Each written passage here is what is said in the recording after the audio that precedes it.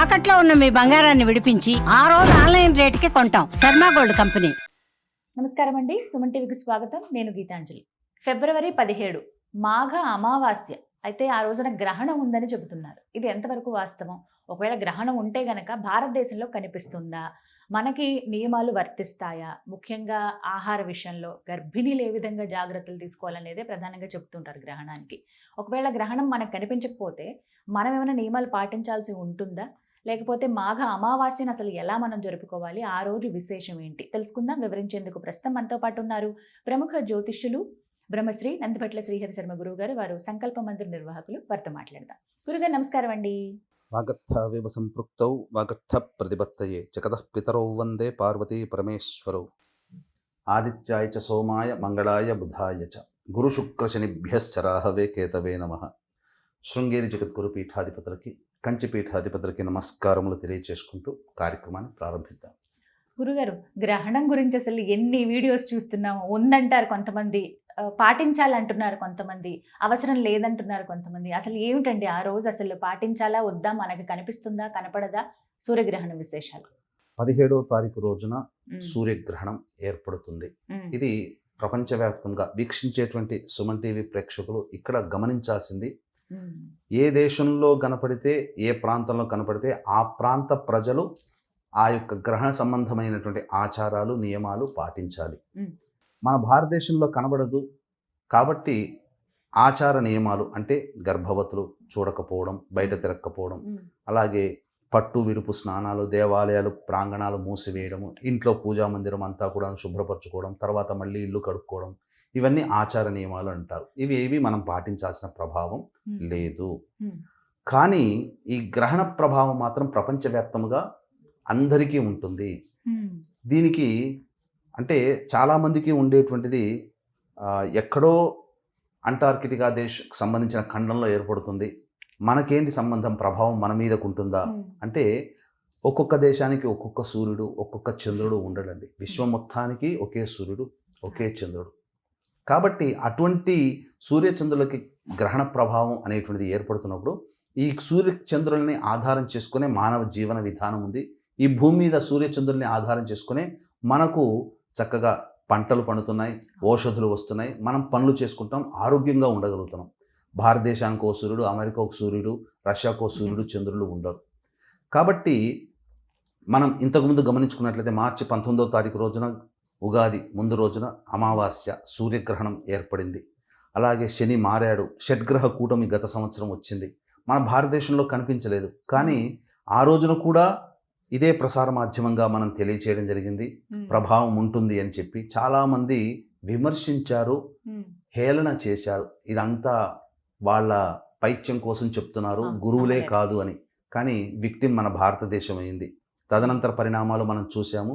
April 26వ తారీఖు రోజున సంబంధించి మనం అన్యాయంగా తీవ్రవాదులు 29 మందిని పొట్టను పెట్టుకున్నారు. కాబట్టి ఇది తీవ్రవాద దుశ్చర్య. ఒక రకంగా చెప్పాలంటే యుద్ధం లాంటిదే. అన్యాయమైన అమాయకులైన ప్రజల్ని పొట్టబెట్టుకున్నారు. ఇది మన భారతదేశంలోనే ఎందుకు జరగాలి? భారతదేశంలో అప్పటికి సూర్యగ్రహణం లేదే. కాబట్టి దీన్ని అర్థం చేసుకునైనా ఇకనైనా మారండి. నేను ఒకటే చెప్తున్నాను, కనిపించని గ్రహణానికి ఆచార నియమాలు పాటించాల్సిన పని లేదు. ఈ గ్రహణం ధనిష్ఠా నక్షత్రయుక్తంగా ఏర్పడుతుంది. రవి, చంద్ర, శుక్ర ప్రభావము, రాహువు తన సొంత నక్షత్రంలో ఉన్నాడు. పంచగ్రహ కూటమి ఏర్పడుతుంది. ఇది ఒక చిన్న శాంపిల్ లాంటిది మాత్రమే. 24 ఫిబ్రవరి రోజున అసలైన పంచగ్రహ కూటమి అనేటువంటి కుంభరాశిలో ఏర్పడుతుంది. ఎందుకంటే చంద్రుడు 2 రోజుల నుండి వెళ్ళిపోయేవాడు. కానీ 24వ తారీఖు రోజున ఏర్పడేటువంటి పంచగ్రహ కూటమి ఎక్కువ రోజుల పాటు ఉంటుంది. ఖచ్చితముగా ఈ గ్రహణ తదనంతరం ప్రపంచవ్యాప్తముగా కొన్ని మార్పులు చేర్పులు అనేటివి చోటు చేసుకుంటాయి. ముఖ్యంగా స్త్రీగ్రహమైనటువంటి శుక్రుని ఉన్నటువంటి నక్షత్రంలోని గ్రహణం ఏర్పడుతున్నటువంటి కారణం, అట్టి నక్షత్రాధిపతి అయినటువంటి కుజుడు వ్యయస్థాన గ్రహణం ఏర్పడుతున్నటువంటి రాశికి వ్యయస్థానంలో ఉచ్చస్థితి పొందినటువంటి కారణం చేత ఈ యొక్క గ్రహణ తదనంతరం 3 నెలల కాలం వరకు కూడా వివిధ దేశాల మధ్య యుద్ధ వాతావరణం అనేటువంటిది ఏర్పడుతుంది. విపరీతమైనటువంటి ఇబ్బందులు అనేటువంటివి ఉంటాయి. ముఖ్యంగా స్త్రీ జాతికి కొంత విఘాతం ఏర్పడుతుంది. దీనికి సూచనగానే గమనించుకున్నట్లయితే గత వారం 10 రోజుల నుంచి మనం ఎక్కువగా స్త్రీలే సూసైడ్ చేసుకుంటున్నారు. తాను కాకుండా తన పిల్లలతో సహా అనేక ప్రాంతాలలో జరుగుతున్నాయి. ఒక ప్రముఖమైనటువంటి స్త్రీ కూడా మరణించే అవకాశం ఉంటుంది. ఇలా చెప్పుకుంటూ పోతే యుద్ధ వాతావరణాలు, భూకంపాలు, ప్రకృతి ప్రకోపాలని మనం చవి చూడాల్సినటువంటి పరిస్థితి ఈ యొక్క సంబంధించినటువంటి సూర్యగ్రహణ తదనంతరం ఏర్పడుతుంది. కుంభరాశిలో ఏర్పడుతున్నటువంటి కారణం చేత మేషరాశి వారికి యోగము, కన్యా రాశి వారికి యోగము, ధనుస్సు రాశి వారికి యోగము, మిగిలినటువంటి వృషభ, మిథున, కర్కాటక, సింహ, తుల, వృశ్చిక, మకర, కుంభ, మీన రాశిలో జన్మించినటువంటి వారికి కొన్ని ఇబ్బందికర పరిస్థితులు తప్పవు. సింహరాశి వారికి సంబంధించి అష్టమ శని, అలాగే సప్తమ స్థానంలో గ్రహణం ఏర్పడుతుంది. ఇది ప్రభావం ఎక్కువగా ఉంటుంది. అలాగే మిథున రాశి వారికి నవమ స్థానంలో గ్రహణం, అలాగే దశమ స్థానంలో కంటక శని ప్రభావం ఎక్కువగా ఉంటుంది. అలాగే వృశ్చిక రాశి వారికి అర్ధాష్టమ స్థానంలో గ్రహణం, యోగ శని ప్రభావం ఉంటుంది. అలాగే ఈ సంబంధించినటువంటి అనేక రాశుల్లో చాలా మటుకు ముఖ్యంగా కొన్ని ఈ రాశులకి చెప్పాం, మిగిలినటువంటి రాశులకి కూడా కొంత ఇబ్బందికర పరిస్థితులే. కావున సర్వే సర్వత్రా వృషభ, మిథున, కర్కాటక, సింహ, తుల, వృశ్చిక, మకర, కుంభ, మీన రాశిలో జన్మించినటువంటి వారికి ఈ యొక్క దోష ప్రభావం అనేటువంటిది సంపూర్ణముగా ఉంటుంది. కావున ఇటువంటి వాళ్ళు కొన్ని పరిహారాలు పాటించక తప్పదు. అందుకే దీన్ని దృష్టిలో పెట్టుకుని మన పీఠమాధ్వర్యంలో 17వ తారీఖు రోజున కాశీ క్షేత్రములో ఈ చెప్పినటువంటి రాశులకి సంబంధించి గ్రహణదోష నివారణార్థమై గ్రహణదోష నివారణ పూజల హోమాలు, చండీ హోమము, మృత్యుంజయ, రుద్ర, సుదర్శన, కాలభైరవ, శనిదోష నివారణ హోమాలు జరిపించి శక్తిపాతం చేసినటువంటి కరుంగలి మాల ఇవ్వడం జరుగుతుంది. మధ్యాహ్నం 1 గంట లోపల 17వ తారీఖు రోజున ఈ యొక్క కార్యక్రమంలో మీ గోత్రనామాలు నమోదు చేసుకోవచ్చు. ఇక ప్రధానంగా ఏం చెయ్యాలి?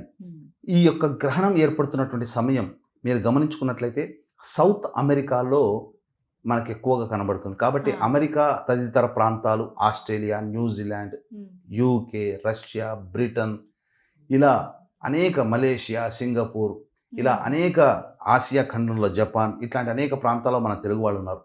నాకు తెలిసి మన తెలుగు ప్రాంత ప్రజలు ఎక్కువగా ఉన్న ఏ దేశంలో కూడా ఈ గ్రహణ ప్రభావం లేదు. అంటార్కిటికా సంబంధించినటువంటి ఖండంలో, సౌత్ అమెరికాలో చెప్పబడినటువంటి దేశాలలో ఉన్నది. అందుకని మీకు గమనించుకుంటే సౌత్ అమెరికా ఉన్నటువంటి దేశాలలో వెనుజులా ఒకటి. కాబట్టి ఈ గ్రహణం 17వ తారీఖు నాడు ఏర్పడుతుంది. కాబట్టి ఒక 3 వారాల ముందరను ఆ యొక్క వెనుజులా అధ్యక్షుడిని బందీగా తీసుకోవడం, వెనుజులా అంతా కూడా అమెరికా కంట్రోల్లోకి వెళ్ళిపోయింది. వెనుజులా ఏం చెయ్యాలన్నా అమెరికా ఆర్డర్ చేస్తేనే వెనుజులా దేశం యొక్క భవిష్యత్ అనేది ఇప్పుడు అమెరికా చేతిలో ఉంది. మరి గ్రహణ ప్రభావం లేదని ఎలా అంటారు? ప్రేక్షకులు ఒక్కసారి ఆలోచించండి. సౌత్ అమెరికా ఉన్నటువంటి దేశాల్లో వెనుజులా కూడా ఒకటి, 12వ దేశము. ఈ వెనుజులా ప్రభావము, సూర్యగ్రహణ ప్రభావం వెనుజులా మీద ఎక్కువగా ఉంది. కాబట్టి బందీగా, బానిసగా ఇప్పుడు అమెరికా చేతిలో పడింది. గ్రహణ ప్రభావం వలనే గ్రహణం ఏర్పడుతున్న దానికి ముందు మండలం రోజులు, తర్వాత 3 నెలలు దీని ప్రభావం ఖచ్చితంగా ఉంటుంది. కాబట్టి ఈ కనిపించినటువంటి గ్రహణానికి ఎక్కడ గర్భవతులు కానీ అలాగే ఎటువంటి ఆచార నియమాలు పాటించుకోవాల్సిన పని లేదని చెప్పాను.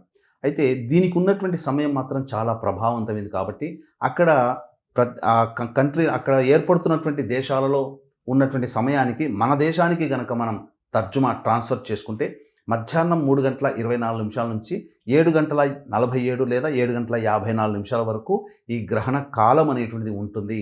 కాబట్టి ఈ సమయం చాలా మహా ప్రభావవంతమైనటువంటి సమయం. కాబట్టి ఈ సమయంలో మీరు విష్ణు సహస్రనామము, లలితా సహస్రనామము, శివ సహస్రనామము, గౌరీ సహస్రనామం, లేదా మీ గురువుగారు ఏదైనా ఉపదేశం మంత్రం చేస్తే ఆ మంత్రాన్ని తదేకంగా ఆ రోజున మీరు చేయండి.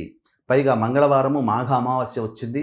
అలాగే చతుర్దశి కొన్ని పంచాంగాల ప్రకారం ఉదయానికి కూడా ఉన్నటువంటి కారణం చేత మీరు ఆ రోజున కూడా మంచి మంగళవారంతో కలిసి రావడం చాలా విశేషం. అమావాస్య, భౌమ అమావాస్య అని అంటారు. అలాగే ఆ రోజున పెద్దలకి పిండ ప్రదానం లేదా తర్పణాది కార్యక్రమాలు ఇవ్వండి, చాలా మంచిది. ఇక ఈ చెప్పినటువంటి 3 గంటల 24 నిమిషాల నుంచి 7 గంటల 47 నిమిషాల మధ్యకాలంలో ఇష్టదేవత ఆరాధన చేయండి.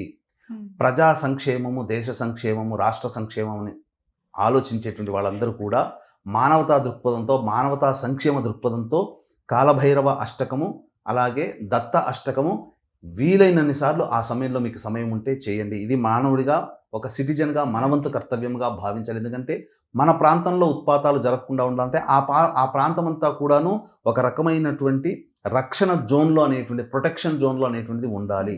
కాబట్టి మనం చేసేటువంటిది వాలంటరీగా చేసేటువంటి పారాయణం అత్యంత శుభ ఫలితాన్ని ఇస్తుంది.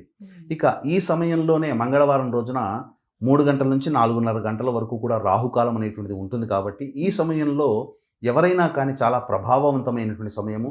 నరదృష్టి నరఘోష ప్రతి ఇంటికి ఉంటుంది, వ్యాపార స్థలానికి ఉంటుంది. కాబట్టి చక్కటి బూడిద గుమ్మడికాయని తీసుకుని వచ్చి చక్కగా అలంకరణ చేసి ఒక ఎర్రటి గుడ్డలో ఆ బూడిద గుమ్మడికాయ మరియు నల్ల జీడీలు, గవ్వలు, అలాగే గురువింద గింజలు, మిరపకాయలు, పటిక బెల్లము, అలాగే తోక మిరియాలు ఇలాంటివన్నీ కూడాను వేసి చక్కగా మూట కట్టి అప్పుడు ఇంటి గుమ్మానికి కానీ లేదా ఈ సంబంధించినటువంటి వ్యాపార స్థలానికి కనుక 3:24 నుంచి 4:30 లోపల మీరు ఆ ఒక్క గంట కాలంలో మీరు పూజ చేసి కనుక కట్టినట్లయితే చాలా ప్రభావవంతమైనటువంటి నరదృష్టి నరఘోష సంపూర్ణముగా తొలగిపోతుంది. ఇంటికి వ్యాపార స్థలానికి పాజిటివ్ వైబ్రేషన్ అనేటువంటిది ఉంటుంది, నెగిటివ్ అనేటువంటిది పూర్తిగా వెళ్ళిపోతుందని చెప్పడంలో ఏమాత్రం సందేహం లేదు. కాబట్టి ఇటువంటి నియమాన్ని అందరూ వినియోగించుకోండి.